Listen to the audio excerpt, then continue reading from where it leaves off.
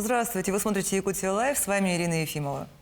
Эффективная коммуникация – возможность высказать свое мнение и выстроить конструктивный диалог между инновационными предприятиями, властью и бизнесом – вот основная цель точки кипения.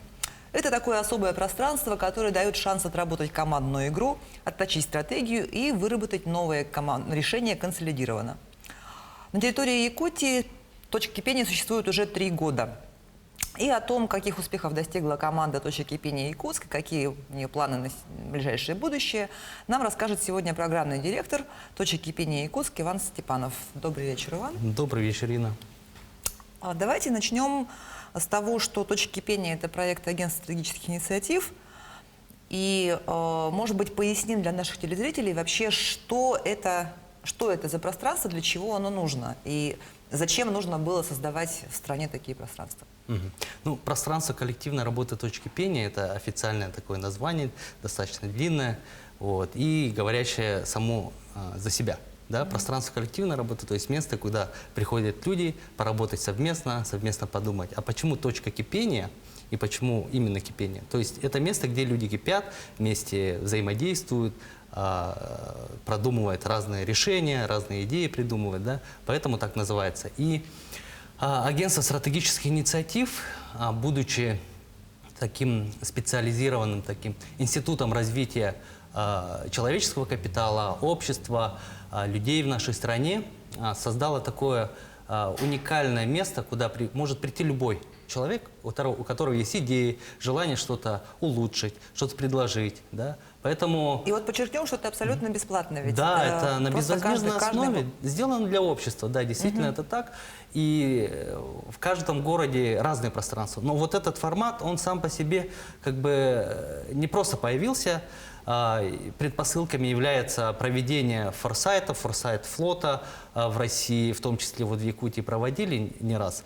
И первое пространство коллективной работы точки кипения Москва появилось в 2013 году, а в Якутске в 2018 году. В Москве это в Высотке на 905 года? Ну да, там раньше... Вот смотрите, как было. В 2013 году я сам тоже помню, попал в это пространство. Это было на Маяковке. А потом туда переехали, да, вот ближе к Белому дому, скажем так, и там, где находится офис ОСИ. А дальше, вот сейчас уже 3-я локация на станции Баррикадная. Там большое пространство, там, большой пример для всех других точек кипения. И все, кто хотят у себя в регионе, в городе, либо где-то еще, например, при университете, они посещают в Москве вот это московское пространство. Сколько сейчас таких точек по стране? По стране на сегодняшний день 128. То есть практически каждую неделю можно узнать о новой точке. Но ведь наша была одной из первых, если я не ошибаюсь. Да, в Якутии в 2018 году 14 по счету открылась наша точка кипения. Ну и так совпало, что 14 регион, 14 точка. И вот мы среди первого потока, в общем, так сказать, в точке кипения по стране. Среди пионеров, в общем. Да. Ну вот, мы подобрались к тому, что точка кипения отпраздновала свой день рождения, 3 года исполнилось. Вот расскажите об успехах, которых вы добились своей командой. Ну, чтобы было проще, давайте вот топ-3 лучших практик за последние 3 года. Да, вот пространство – это ведь место про людей, про сообщество и про их инициативы. Если говорить про их какие-то предложения, то на сегодняшний день одним из видных и хорошо таких, реализующихся, развивающихся является стратегическая инициатива «Новая модель села». Инициатива от сельчан. И здесь как раз точка кипения, благодаря тому, что аккумулирует экспертов, людей с активной жизненной позицией, стала местом, где начали говорить про сельские территории с точки зрения прогрессивного развития. Но тем не менее, здесь тоже нужно отметить, что нужно решать базовые потребности селян. Из практик, форматов мероприятий, либо практик организации коллективной работы, на сегодняшний день таким удобным, хорошо заходящим, скажем, для новых посетителей есть формат World Cafe, в переводе «мировое кафе». Это импровизация кафе, когда за столами сидят ну, группы людей и обсуждает, делится своими идеями, мыслями относительно той или иной темы. И там, как получается, вот каждый может выразить свое мнение. И, конечно, есть такие другие, как форсайт-сессии, да, тоже мы регулярно проводим, стратегические сессии, проектные сессии. Также на сегодняшний день вот мы чаще проводим онлайн-мероприятия, и были отмечены среди всех точек кипения по результатам 2020 года номинации «Гуру онлайн-мероприятий». Да, То есть лучшие в стране. Лучшие в стране, да, в этой номинации отметили топ-10 таких точек кипения по стране. Вот, среди них вот мы оказались. А как это удалось, благодаря чему? Ну, все мы помним, как у нас началась пандемия, это было в марте 2020 года, и, конечно, нам пришлось уйти в онлайн, никто не мог прийти в точки кипения, но люди хотели как бы взаимодействовать, проводить мероприятия, у многих были планы, и у нас тоже были планы, да, и мы, когда вот переключились в этот формат и стали осваивать онлайн-инструменты, это не только Zoom, например, как сегодня, да, но и также такие IT-решения для коллективной работы в интернете, как Padlet, например, да, и это был очень такой серьезный, хороший инструмент, который мы использовали и, в принципе, используем. Также, ну, другие есть Miro, вот, ну, многие, кто слышит такие необычные названия таких программ, да, IT-решений, они поймут. Вот, ну, наверное, вот это и, конечно, регулярность проведения мероприятий. Мы каждый месяц выбирали одну тему и проводили серию мероприятий. И так мы смогли не просто в количественном плане провести большое количество мероприятий, но и достучаться до отдаленных районов. То есть это учитывалось при определении, ну, лучшие точки в этой номинации. То есть в Москве смотрели, видели через нашу цифровую платформу Лидер ID, из какого региона, из какого района, из какого населенного пункта участвуют люди. Вот. Мы, собственно, работая, вот как я до этого сказал, по новой модели села, мы аудиторию расширили. То есть это точка кипения Якутск, но на самом деле аудитория — это вся республика, получается. Да, да. На сегодняшний день так, конечно. Я хочу напомнить, что мы работаем в прямом эфире, и задать вопрос гостю программы можно, позвонив в студию по номеру 841 12 42 14 39 или отправив текстовое сообщение на номер нашей горячей линии в мессенджере WhatsApp 8 914 235 0502. Иван, вот хотелось бы все-таки прояснить, наверное, для телезрителей, да, мы тут сидим с вами такие умные, сыпем словами. Форсайт, стратегическая сессия, да, ну вот для большинства телезрителей это непонятно. То есть форсайт — это технология... Ну, это методология по, скажем, ну, тому, как можно взглянуть в будущее и предопределить ее, скажем так. Ну, и даже ее вот будущее создать. Ну, это, ну, тоже, да, действительно специфический такой термин, и не каждый вот понимает об этом, да, вообще, что имеется в виду. Но те страны, которые еще, ну, например, Япония в 80-х годах, используя эту методологию, в 90-х годах, ну, вот в начале 90-х стала, ну, действительно передовой в технологическом плане. Они вовлекли большое количество инженеров, ученых, инноваторов, да, своей страны. Вот. И это стало, ну, популярно по всей стране, и в России тоже, вот, как мне известно, где-то с 2008-2009 года стали этот инструмент использовать, а в Якутии с 2013 года, 2014 года. И, ну, все больше людей начинают понимать, использовать методологию форсайт. Да? А вообще, насколько вот вам просто находить общий язык с теми же вот людьми из отдаленных сел, вот про которые вы говорите? Не бывает вот сложностей в коммуникациях? На первых порах, да, ну, как бы надо говорить на их языке. Надо говорить, ну, как бы на якутском языке, надо говорить понятными терминами. Как бы сложно воспринимается, когда ты приехал из Якутска и говоришь о каких-то вот таких глобальных вещах, о высоком, да, а нужно приземленно, вот, конкретно, что беспокоит, понимая вот ситуацию на селе. А так, конечно, вот те люди, которые хотели бы узнать что-то новое, хотели бы познакомиться с точкой кипения, с людьми, которые занимаются таким ну, необычными подходами при развитии нашей республики или отдельных населенных пунктов, они, вот, ну, они есть. Они нас знают, вот, например, я уверен, по телевизору видят, или в следующий раз вот мы приедем куда-нибудь, они скажут: о, мы вас видели, здорово, с точки пения хотим работать. Вот. Ну, еще есть, на сегодняшний день, наверное, надо отметить, вот, проводится, ну и проводим, да, большая команда работает, стратегические коммуникационные сессии по разработке столетнего плана развития республики. И это, я хочу сказать, очень хорошо заходит, люди понимают, и приходят именно заинтересованные такие люди, и с ними попроще, да, вот как-то вот заговорить о будущем и, ну, на какие-то вот прогрессивные вещи поговорить. Мгм. Перед открытием точки кипения было много разговоров об эффективной коммуникации между властью, бизнесом и обществом. Да? Вот, это одна из задач вообще точки кипения. Вот. Насколько вот сейчас можно сказать, спустя 3 года, что диалог состоялся?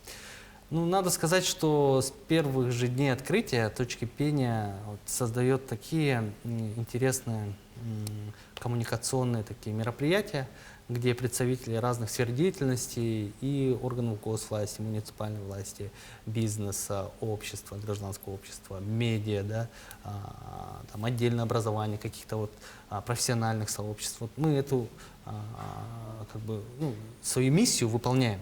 Да?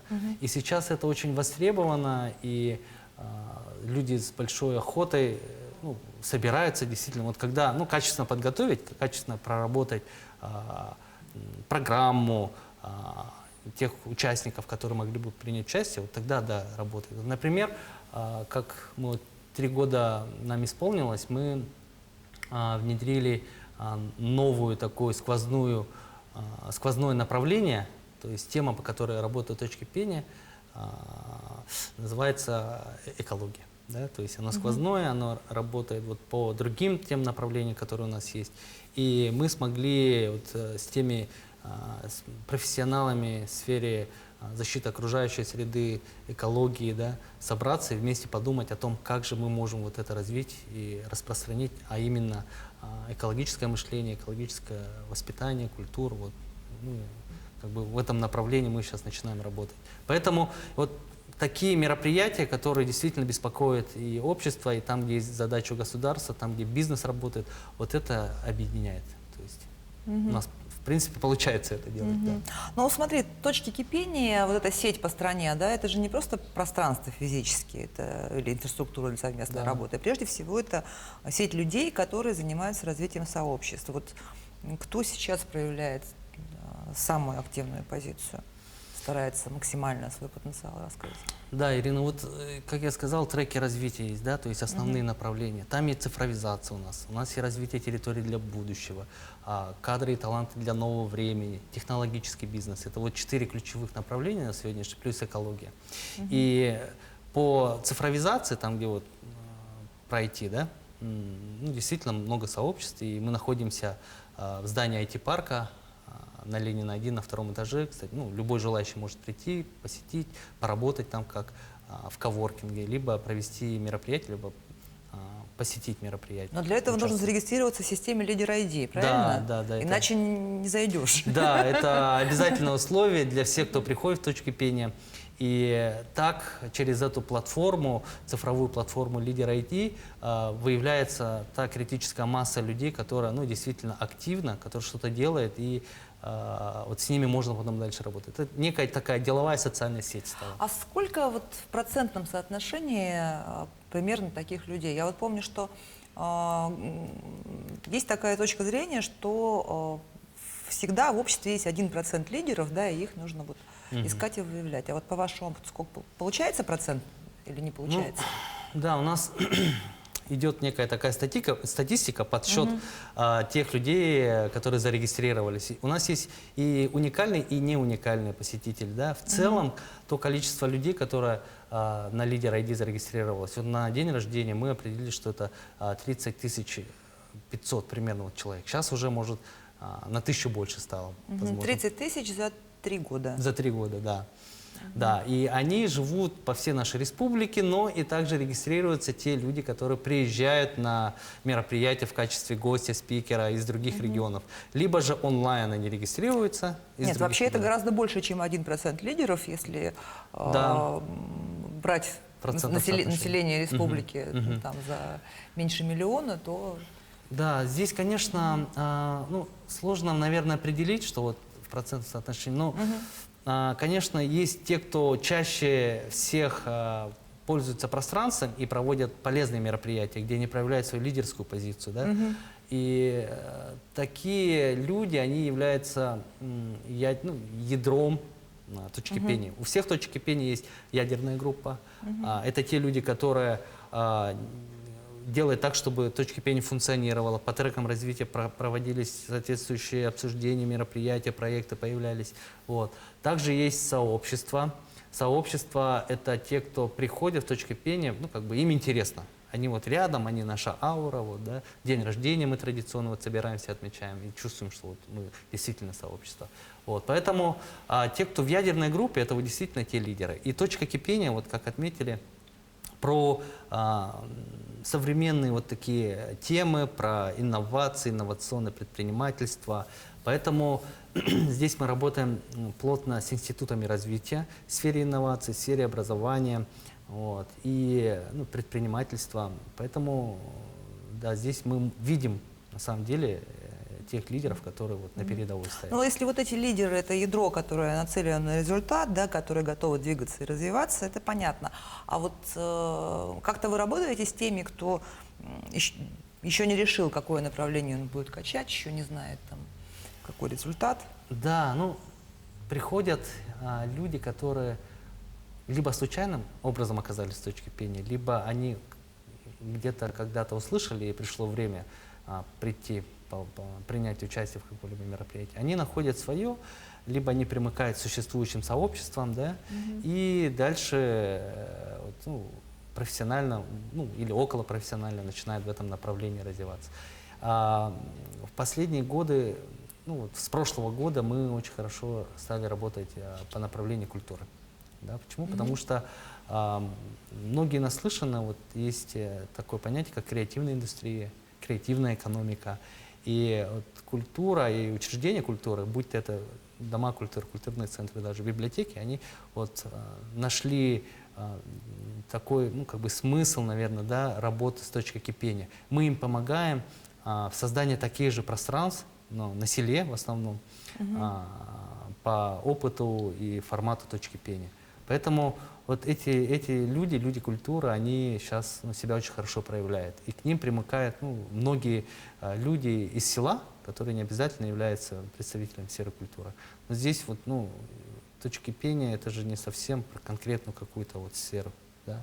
Поэтому здесь можно найти то направление, то, что интересует. И что очень важно, в точке кипения вот специфика, да, такая, что можно говорить на те темы, которые в повседневной жизни, на работе, либо где-то еще, там, где ты обычно день проводишь, может быть, в семье, на эту тему не говоришь. А тут в точке кипения можно прийти, найти единомышленников, либо просто хотя бы высказаться, может быть, да, там, либо кого-то услышать. Поэтому надо приходить в точку кипения любому, кто хочет, и найти себе интересное направление для работы и активности. Но прежде всего ведь на молодежь вы все-таки нацелены или нет? Нет. Или нет? Некоторые так думают, что вот все, что современное, инновационное про молодежь, нет. Там люди постарше приходят.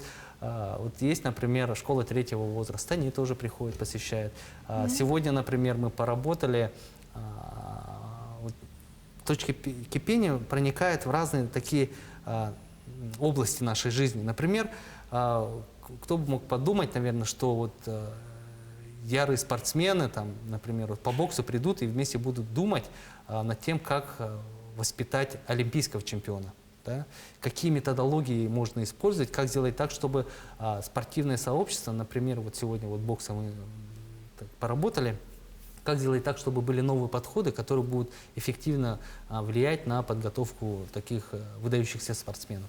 Вот, поэтому здесь люди приходят 50 плюс тоже, И в основном, наверное, вот надо сказать, средний возраст это вот 35. Молодежь, конечно, есть, но больше приходят проактивные такие люди, с активной, ну, профессионалы, можно сказать, эксперты своего дела. И они за собой привлекают своих коллег.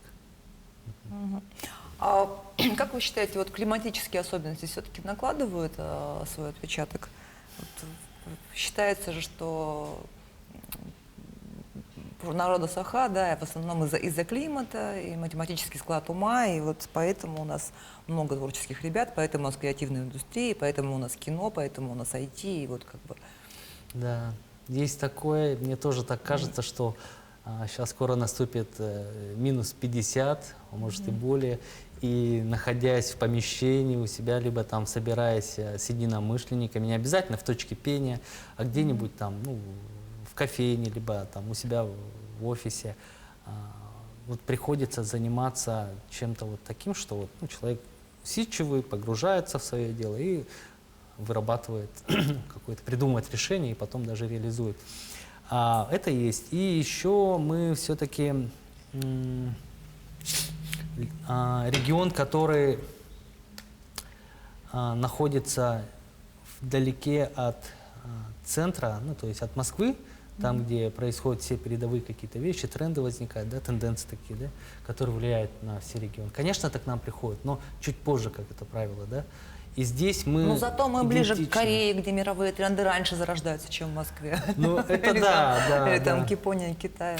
Ну, здесь, да, можно порассуждать, конечно, но действительно то, что мы далеки, это плюс. И вот эксперты, с которыми мы работаем по линии оси, им интересен регион с точки зрения того, что Москва меньше влияет. Ну, как бы чуть-чуть мы здесь по-свойски думаем, да, и с нами здесь можно поработать, внедрить, поэкспериментировать и какой-то результат Но получить. ведь, и вот эта особенность, она ведь это не минус, это ведь Да. такая действительно особенность, потому Да. что сравнить, если с теми же там, ну, сравнимыми по населению городами, да, которые ближе к центру расположены, у них там просто все как пылесосом столица вытягивает.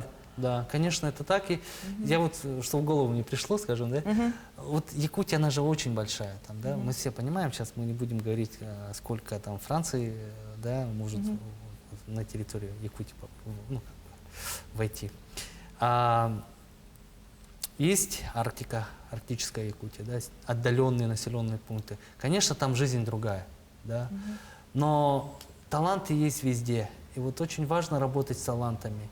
И те же братья Ушницкие, либо другие ребята, которые себя проявили и работают как в республике, себя очень здорово проявляют, на уровне государства, да, в России, в других регионах, либо вообще за рубежом. Многие же вышли из небольших уголков, и они себя проявляют в любой сфере.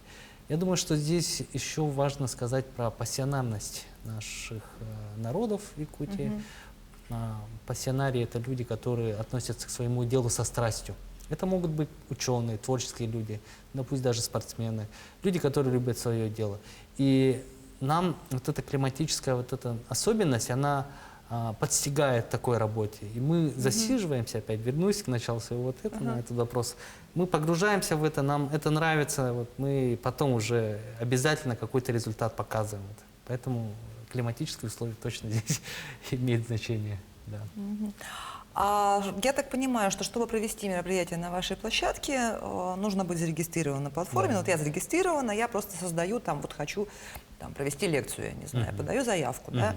А вы выбираете эти заявки? То есть на один и тот же день, допустим, у вас вот несколько заявок. То есть вы, как программный директор, решаете, что вот эти пусть проведут, а эти пусть подождут? Да. Или кто первый подал, тот и первый Я стал тот- того этапки? Да, я тот самый человек, который может сказать «нет», не по повестке, не по теме, да. Но мы на самом деле так стараемся не делать. Почему? Потому что нам важно, чтобы люди вовлекались, больше узнавали, попробовали там, да, по всей теме собрались, поработали, а потом как бы в следующий раз уже нацеленно пришли в точку пения по другому мероприятию.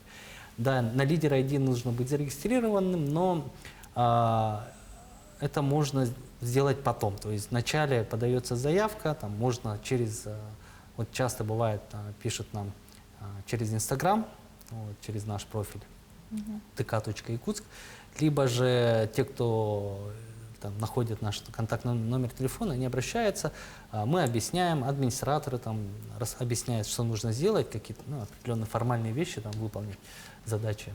И мы рассматриваем. То есть обычно вот для тех, кто впервые проводит, мы просим заполнить такую заявочку в виде таблицы. Очень простая, там краткое описание, сколько человек, какой формат, какие даты.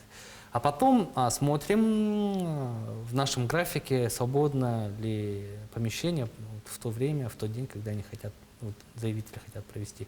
И там уже смотрим. Если занято, то мы им подсказываем, можно чуть попозже, на завтрашний день, или параллельно можно провести, потому что у нас площадь пространства 317 квадратных метров, это немного и много, и здесь очень компактно, да, но тем не менее вот площадка позволяет параллельно проводить разные форматы мероприятий. Там.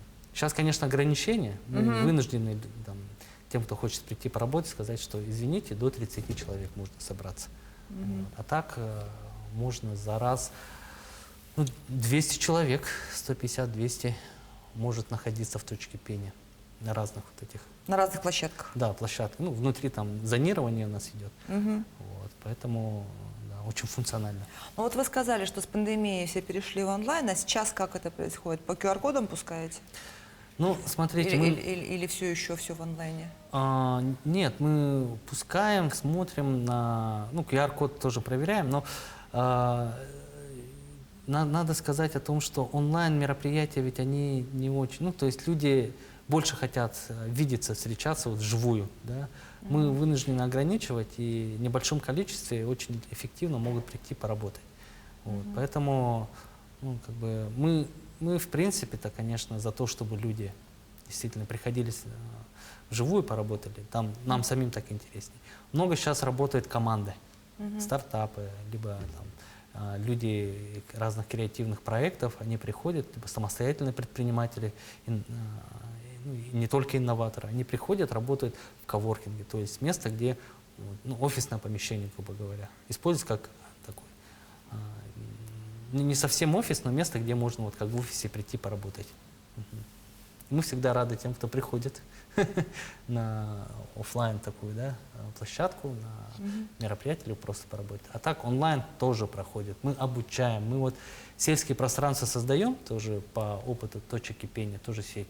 И мы обучение проводим, и к нам на мероприятие попадают те, кто ни разу не были в точке кипения. Мы иногда делаем такую видеоэкскурсию с тем, чтобы люди больше узнали, что такое точка кипения, что за такая специфика нашей работы. Хотя бы так прочувствовали. Ну вот вы заговорили про команды, в связи с чем у меня вопрос. Вот насколько команде вообще нужен лидер? Ну, прям, которого беспрекословно все слушаются, который вот капитан. Или может существовать вполне горизонтальная какая-то структура, где демократия, что ли, скажем так.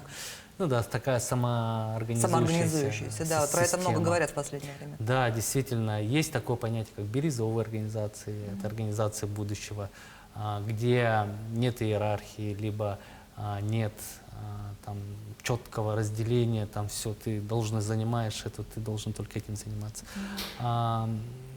Ну, сейчас это становится трендовым таким направлением относительно вот самоорганизующихся организаций, команд, сообществ, и это зависит ведь от того, насколько люди в этой команде осознанны и ответственно подходят к своим задачам, да? И насколько у них вот между собой внутри команды выстроена такая работа, которая позволяет друг друга понимать, друг другу помогать, там, переключаться с одной задачи на другую. Но все равно в задачу. кризисный момент должен появиться какой-то лидер, который скажет, ну вот я так решил, и возьмет на себя ответственность, нет? Да, это само собой. Просто смотрите, это же, если мы говорим про такие безиерархизационные там, группы людей, организации, это одно. Но есть другие сферы, где обязательно нужен лидер. И есть люди, которые хотят работать там, в такой команде, где есть действительно лидер. И лидер, он ведет, он направляет, он показывает, дает видение, да, и может сплотить команду, либо как-то выстроить работу более эффективно. Вот, поэтому он нужен, и в условиях, сложных условиях из-за пандемии на любом уровне вот сейчас нужно пересматривать тот формат работы, который был, либо нужно как-то более серьезно подойти. Это на государственном уровне, корпоративном уровне, внутри каких-то отдельных, может, там, сообществ, опять же, да. Поэтому действительно, я склонен к тому, что лидер нужен. И это всегда было так, что лидеры, они ускоряют, они позволяют сделать так, чтобы все цели были достигнуты, причем быстрее, наверное. Вот вы говорите эксперты, а действительно ли у нас есть эксперты? То есть, вот, кроме главы Якутии, которого все хотят слушать, вот... Ага. Эксперты — это же люди, профессионалы, люди, которых прислушиваются, да, обращаются к ним, либо экспертность, она проявляется, когда человек, работая долгое время, может сказать свою экспертную позицию. И я когда-то тоже думал, хотел бы я быть экспертом, когда начал взаимодействовать с ОСИ, это, может, в 2013 году это было. Но она появляется постепенно. То есть, когда признают человека экспертом, то к нему обращаются, приглашают куда-нибудь в проект, может быть, либо выступить где-нибудь в качестве эксперта. Вот. И с точки зрения той области, где человек работает, там он действительно эксперт и профессионал, и лидер. Айсен Сергеевич, например, да, он человек, который действительно профессионально управляет территориями, и к нему можно обратиться как к эксперту госуправления, и человека, который действительно привносит новое для региона. Да, Нет, тут с этим все понятно. Мне бы хотелось про каких-то еще экспертов услышать, потому что нам, например, не хватает экспертов зачастую даже для каких-то комментариев, для чего-то. Тут у меня прям корыстный интерес. Я прямо у вас список экспертов попрошу после программы. Да, он у нас есть. Которые могут свою позицию как-то аргументированно отстоять, рассказать, объяснить. Вот когда мы... Те же QR-коды мы будем обсуждать скоро. Когда мы проводим какое-нибудь большое мероприятие, конечно, мы определяем, кто может прийти в качестве спикера выступить. Спикера, то есть эксперта, да, человек с какой-то, опять же, экспертной позицией. И здесь, например, в сфере... Вот сейчас мы проводим мероприятия, из АГАТУ привлекаем. И сразу скажите, кто самый интересный спикер? Топ, я не знаю, топ-3, топ-5. В точке пения. В точке пения, да. Вы же их всех слушали? Вы же их всех видели? Вы должны знать самых. Так как мы про технологии, инновации, цифровизацию, то специфика есть. Анатолий Семенов, министр инноваций, он же лидер точки пения. Из сферы образования, науки такая общественная позиция есть у Михаила Чиросова. Михаил Чиросов. Из сферы, допустим, сельского хозяйства, сказал АГАТУ, мы взаимодействуем очень часто. Вот сейчас мы видим, слышим Кривошапкина Константина Константиновича, в Рио ректора. По идее, можно много говорить именно из Якутии, которые люди, которые интересны, которых можно послушать. Их, на самом деле много. Может быть, я сейчас навскидку сразу не вспомню, да? Но в точке пения большое количество людей и выступает, и проходит через точки пения. Поэтому, да, их много.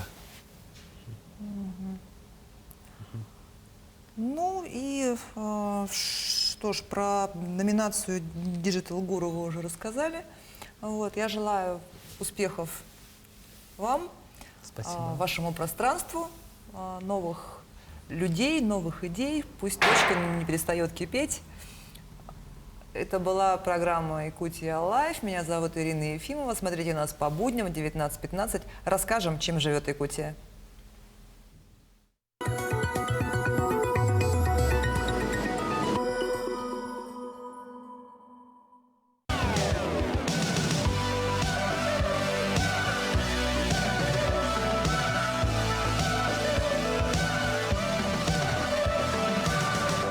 Жинца с нами теплее.